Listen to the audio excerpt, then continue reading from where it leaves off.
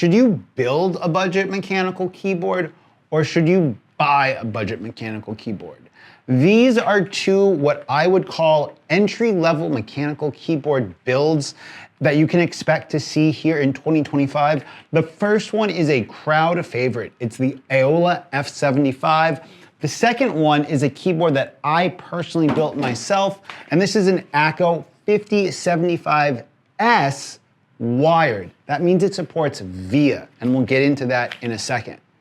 Now, I'm someone that has recently gotten into the hobby of mechanical keyboards, so I'm the perfect person to talk about what being somewhat of a noob is like in this hobby in 2025. And as someone that has recently built their first mechanical keyboard and modded their first mechanical keyboard, I feel like I can tell you a little bit about what this is like to do for your first time and what kind of things you might want to consider when you're trying to weigh this difficult decision out. First up, we gotta talk about price. Now, I live in Vietnam, which means that the Aula F75 for me was less than $1 million VND or less than 50 bucks, which is absolutely crazy for all the value I got.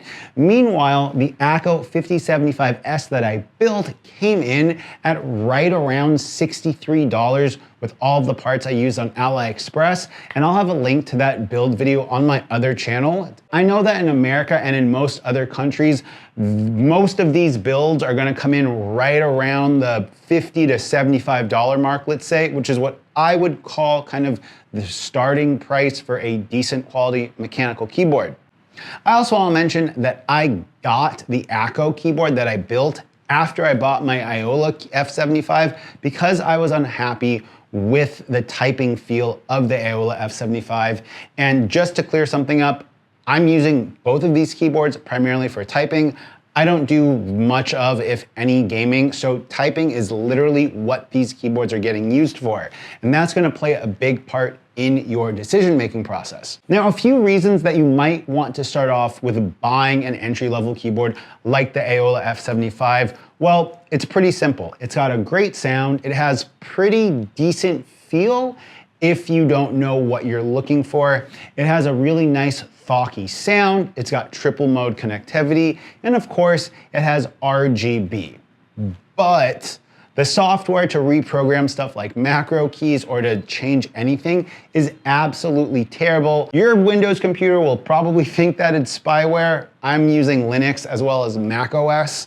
So I have to run stuff in Wine or ask my friends to help me out with it. But trying to change any of the settings on the Aula F75 with the included software when I got it was an absolute headache. But you're gonna have to do some more research. I wanna talk about a couple of the reasons why you might wanna build your first mechanical keyboard. First one is that you're going to have to do a little bit of research about what type of things in your build will impact the way it sounds and feels. And you're gonna have to end up making a slightly more educated buying decision, which I consider to be a plus.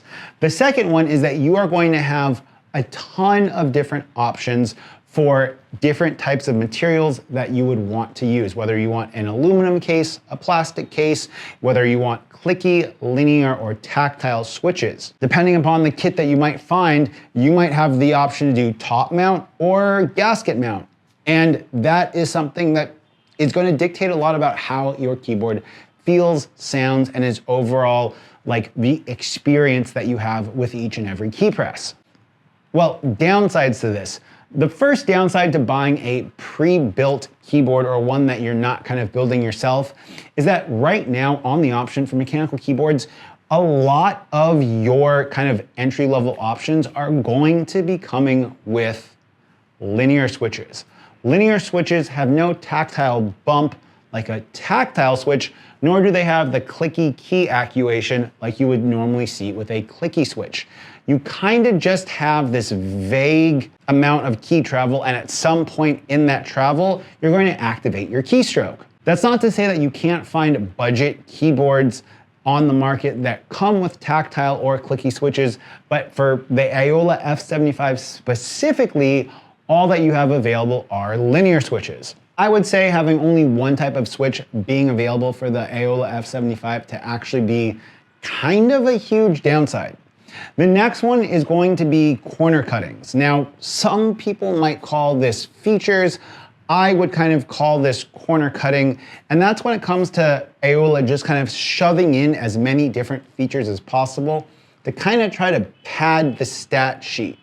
A great example of this is the combination of the gasket performance along with the slotted or cut PCB.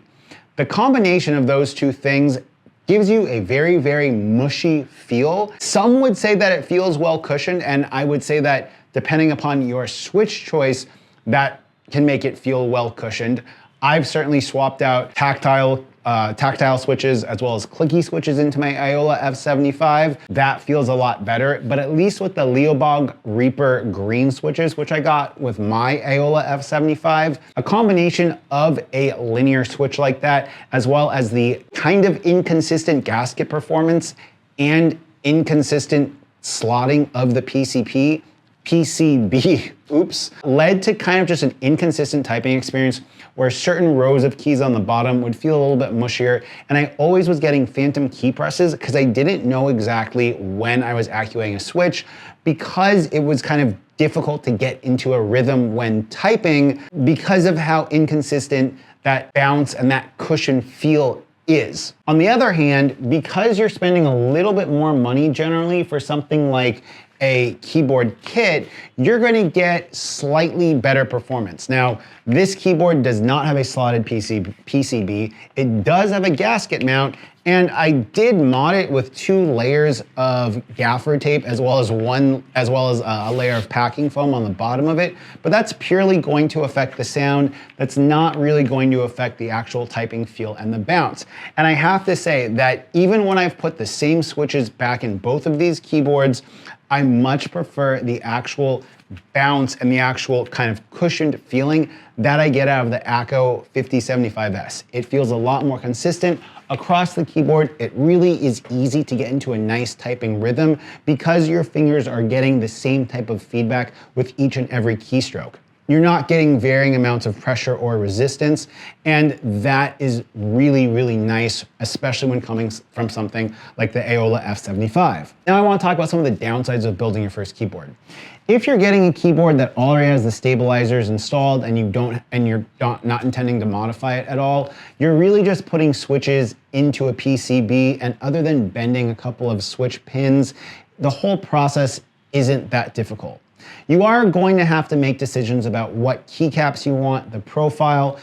In general, Cherry MX is kind of the standard, and it's probably what you should get for your first set of switches. And if you guys think I should make a first keyboard builder guide, go ahead and comment that and hit subscribe so that I know that you guys want to see content like that. Another downside to building your first keyboard is that you're likely going to not be happy with the pair of switches you get for the very first time.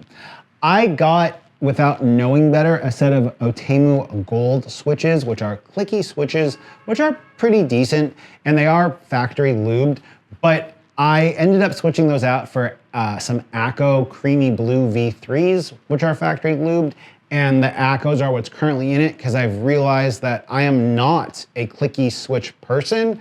I am actually a tactile switch person, and clicky switches, although they are great, don't offer any benefit other than sound to a good set of tactile switches. But that's kind of part of the hobby. You also might not get a keyboard with as many features if you're going to build your own, depending upon which keyboard you choose to get. In the case of the Akko 5075S, I sacrificed wireless tri-mode connectivity in order to have VIA. Now, VIA is software, and that's kind of where we're going to end with the pros and cons to each side, because I want to talk a little bit about my experience. I've gotten to use VIA to kind of try and tweak this keyboard a little bit. And while I don't do much with macro keys and stuff like that, it is great having a Mac computer to just be able to go onto a website and load the file necessary for my keyboard and be able to just modify it, make adjustments to lighting, etc.